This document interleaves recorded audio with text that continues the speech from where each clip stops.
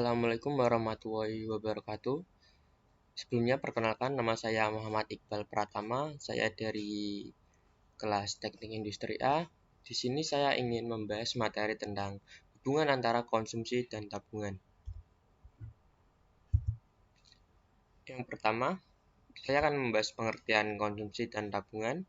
Yang kedua, faktor-faktor konsumsi dan tabungan. Yang ketiga, fungsi konsumsi dan tabungan. Yang keempat, teori konsumsi dan tabungan. Yang pertama, pengertian konsumsi dan tabungan. Konsumsi adalah pembelanjaan atas barang-barang dan jasa-jasa yang dilakukan oleh masyarakat bertujuan untuk memenuhi kebutuhan. Pembelanjaan masyarakat atas makanan, pakaian, dan barang-barang kebutuhan mereka yang lain digolongkan sebagai pembelanjaan atau konsumsi. Sedangkan tabungan adalah simpanan uang yang berasal dari pendapatan yang tidak dibelanjakan dan bisa dilakukan oleh perorangan maupun instansi tertentu. Membahas mengenai fungsi konsumsi dan tabungan memang tak akan bisa lepas dari yang namanya penghasilan. Hal ini dikarenakan dua hal tersebut memiliki keterkaitan yang erat. Konsumsi adalah kegiatan penggunaan barang dan jasa rumah tangga dengan tujuan untuk memenuhi kebutuhan sehari-hari dari penghasilan yang diperoleh. Memiliki kesamaan seperti konsumsi, investasi juga berasal dari penghasilan, namun perbedaannya terletak pada kegunaannya saja. Investasi memiliki asal dari penghasilan yang disimpan. Untuk membuat pengelolaan keuangan yang baik dan benar, maka perlu memahami fungsi konsumsi dan tabungan terlebih dahulu. Yang kedua ada faktor-faktor konsumsi dan tabungan. Konsumsi: 1. Pendapatan rumah tangga. 2. Kekayaan rumah tangga. 3. Tingkat suku bunga. Tabungan: 1. Besarnya pendapatan yang diterima. 2. Hasrat untuk menabung. 3. Tingkat suku bunga. Rumus konsumsi dan tabungan. 1. Fungsi konsumsi yaitu C besar sama dengan A kecil plus B kecil Y besar. Syarat mutlak fungsi konsumsi yaitu nilai A sama dengan harus positif, nilai B harus positif. Keterangan: C besar tingkat konsumsi nasional, A kecil besarnya pengeluaran konsumsi pada pendapatan 0 atau autonomous consumptio atau konsumsi otonom. B kecil MPC yaitu tambahan pendapatan yang digunakan untuk tambahan pengeluaran. Fungsi tabungan: Y besar sama dengan C besar plus S besar. Y besar dalam kurung A kecil plus B kecil Y besar D kecil kurung tutup plus S besar. S sama dengan Y besar min kurung buka A kecil plus B kecil Y besar D kecil kurung tutup. S sama dengan min A kecil plus kurung buka 1 min B kecil kurung tutup Y besar D kecil.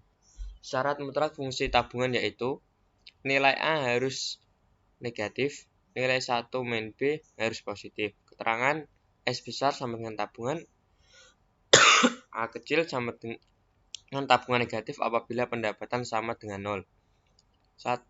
Dalam kurung buka 1 min B kecil kurung tutup sama dengan kecenderungan menabung marginal atau MPS.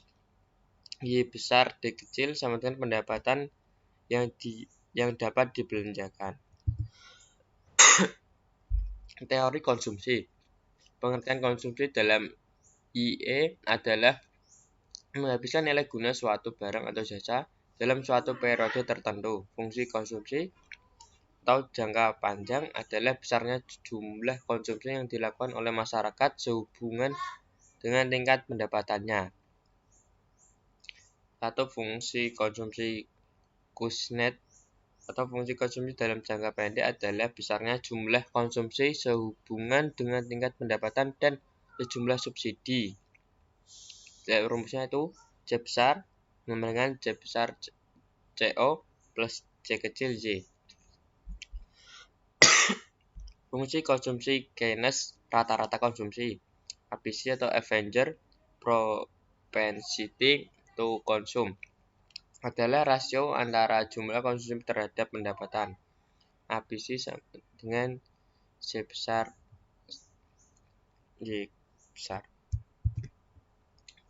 T. Teori tabungan. Pengertian tabungan atau saving dengan S dalam Y sejumlah pendapatan yang disimpan karena tidak habis digunakan untuk konsumsi. Tabungan mengikuti fungsi konsumsi. Bila C besar sama dengan C kecil Y besar, maka S sama dengan dalam kurung buka 1 min C Y besar. Bila C besar sama dengan CO plus CY, maka S min CO plus dalam kurung 1 min C Y besar 1 min C sama dengan 1 min MPC sama dengan MPS atau S adalah kecenderungan tambahan untuk menabung.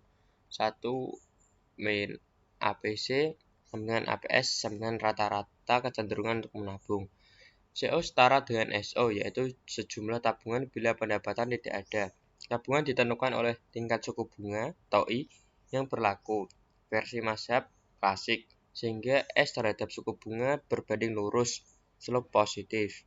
Tabungan ditentukan juga oleh tingkat pendapatan, versi Keynes, slope positif, yang berarti secara tidak langsung ditentukan oleh tingkat konsumsi. Bila suku bunga tinggi, pendapatan tinggi, konsumsi rendah, maka tabungan tinggi. Bila suku bunga tinggi, pendapatan rendah, konsumsi tetap, maka tabungan rendah. Bila suku bunga rendah, pendapatan tinggi, konsumsi tinggi, maka tabungan rendah.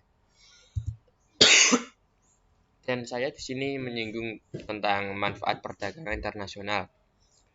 1. Untuk memenuhi kebutuhan akan barang atau jasa. Barang atau jasa tidak dapat dihasilkan dalam suatu negara dapat diperoleh dengan mengadakan perdagangan dengan negara penghasil barang atau jasa tersebut. 2. Dapat memperoleh barang atau jasa dengan harga yang lebih murah. Biaya untuk menghasilkan suatu jenis barang atau jasa tidak sama pada setiap negara.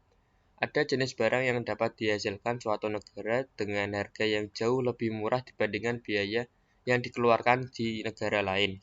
3. Mendorong kegiatan ekonomi dalam negeri. Terbukanya perdagangan antar negara akan mendorong setiap negara meningkatkan produksi atau memperluas usahanya.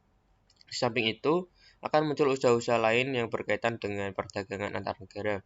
Misalnya pengangkutan, penyimpanan, periklanan, pengepakan, dan lain-lain.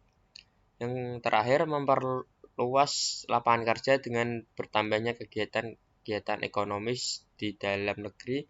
Lapangan kerja semakin luas dan beraneka ragam. Kesepian tanpa kasih, cukup sekian dan terima kasih. Kurang lebihnya saya mohon maaf apabila ada kesalahan kata atau penjelasan yang kurang. Wassalamualaikum warahmatullahi wabarakatuh.